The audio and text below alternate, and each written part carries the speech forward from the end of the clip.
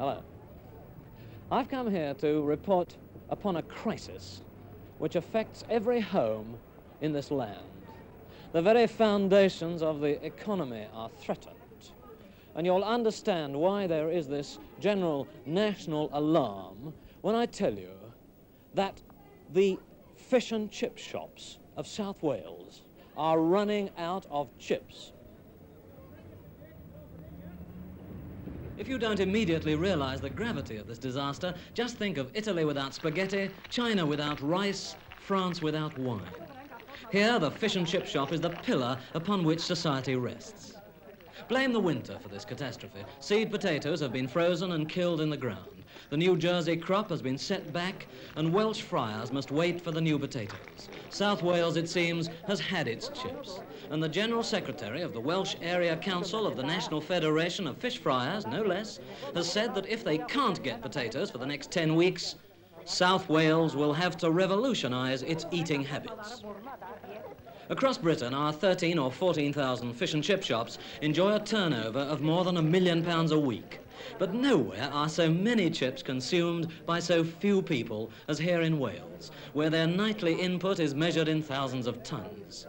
There are 760 fish and chip shops in South Wales, or one for every 2,000 of the population, and they provide the main meal of the day for countless families. The 69 chipperies frying tonight in Cardiff alone will each get through 5 to 10 100-weight sacks of potatoes, and the price has gone up from around 10 shillings a sack to more than 40 shillings.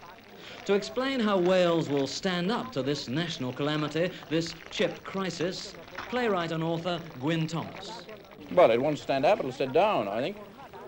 Because, I mean, we've taken such a number of beatings in our time, national identity lost, the language lost, a large part of the religion lost, but I think that we'll put on a Custer's last stand for the potato and the chip. Well, what is it about the chip, then, that makes it so imperative to you that you've got to cling on to it?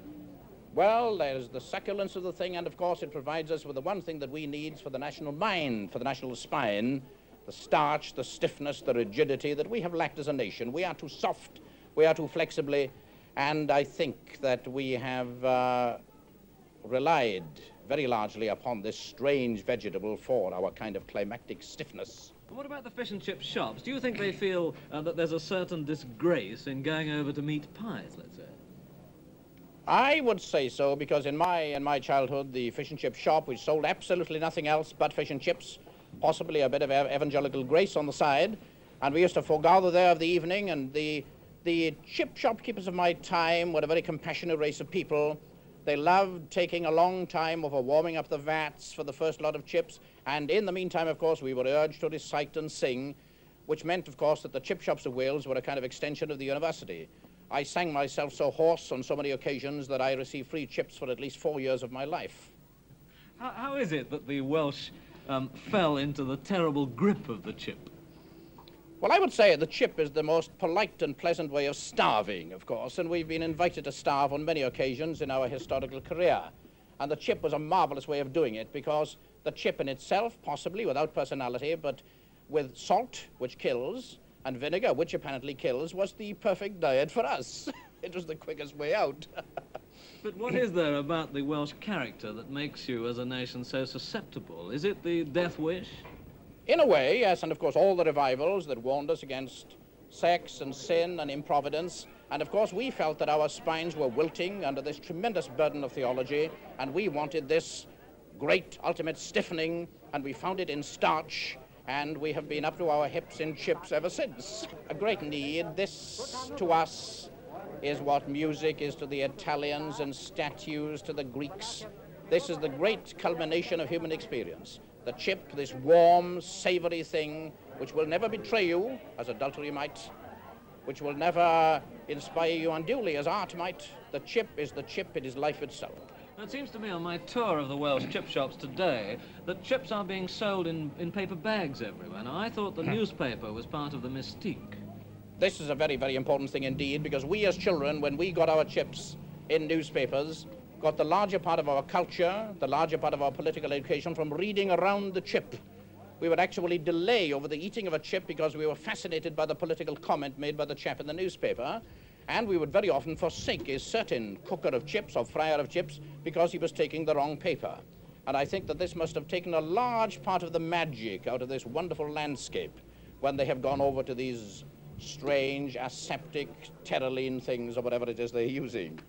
So what effect do you think the crisis then will have upon the Welsh themselves? Well, they'll probably be a little more confused for a short time. But if the shortage of the potato is going to continue, I'm absolutely certain that many parts of the Welsh economy are going to be switched from the new lustrous paths that are being pointed out to it and back to the fields, back to the hillsides, where we will be able to produce potatoes the size of footballs, and without any need for lacing them up either.